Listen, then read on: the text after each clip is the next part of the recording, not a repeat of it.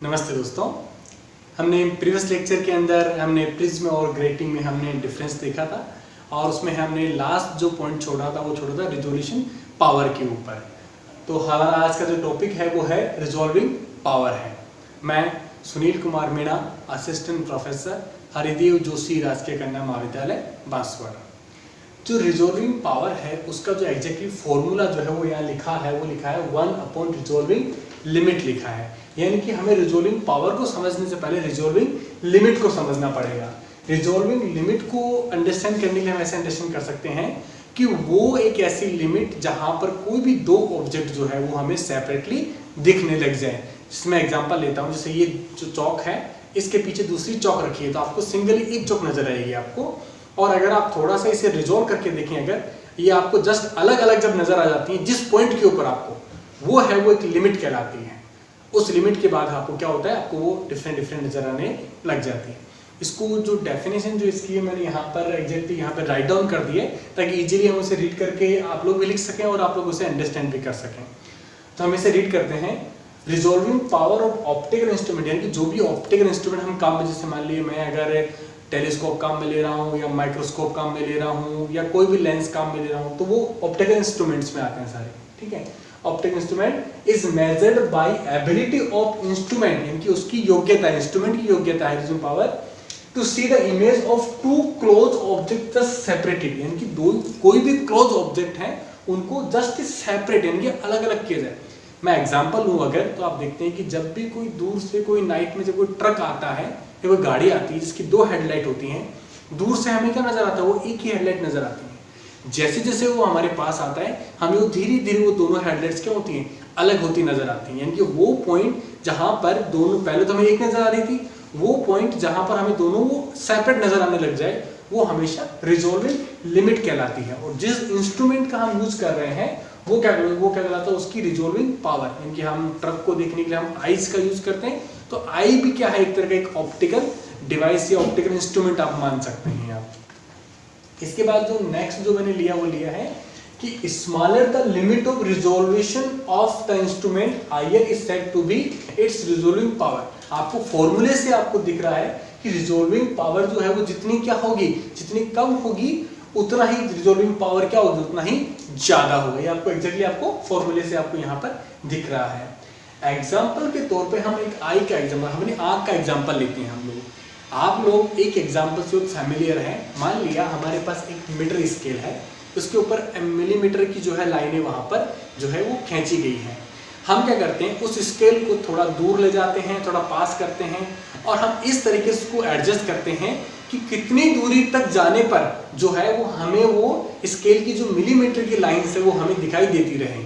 तो ये एक्सपेरिमेंट जब हम हैपेंड करते हैं हमारे आईज इंस्ट्रूमेंट को मान करके, तो हम ये पाते हैं कि 3.6 मीटर एक ऐसी डिस्टेंस है जिस तक हमको क्या होता है 1 mm की लाइनें जो है वो सेपरेटली हमें क्या होती है, नजर आती हैं। लेकिन 3.6 mm की दूर जाने पर वो हमें mm की लाइनें क्या होती है, मिक्स्ड नजर आती हैं, कि वो सेपरेट नजर वहां पर हमें नहीं आती है।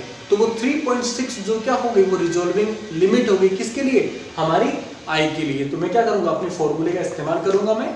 ठीक है, और मैंने वहां पे 1 मिलीमीटर रख दिया है, तो 1 मिलीमीटर को देखने के लिए मैं कर रहा हूँ और यहाँ मैंने 3.6 मीटर फॉर्मूले में रखा है और इससे जो है वो मैंने जस्ट कन्वर्ट किया इसे 1.3.6 × -3 रेडियन में आ गया, क्योंकि ये आपका क्या है, एंगुलर है आपका, ये क्या आपका एंगुलर, तो ये आपके रेडियन में आ गया आपका। और बाद में जो है इसको मैंने डिग्री में कन्वर्ट कर दिया। डिग्री में कन्वर्ट करने के लिए क्या करते हैं, 180/पाई, पाई को मैंने 3.14 लिख दिया डिग्री के अंदर। और जब मैं सॉल्व करूंगा तो लगभग 1 मिनट के आसपास आती है। यानी कि एंगुलरली जो हमारी आई की जो रिजॉल्विंग लिमिट होती है वो क्या होती है, 1 मिनट या फिर 1/60 सेकेंड्स के आसपास होती है। और इसी के लिए एक फेमस एक जो टॉपिक रहता है वो रहता है हमारा रायलिंग क्राइटेरिया फॉर रिजोल्यूशन। ये जो है इसका क्वेश्चन बहुत बार एग्जाम में पूछा भी गया है।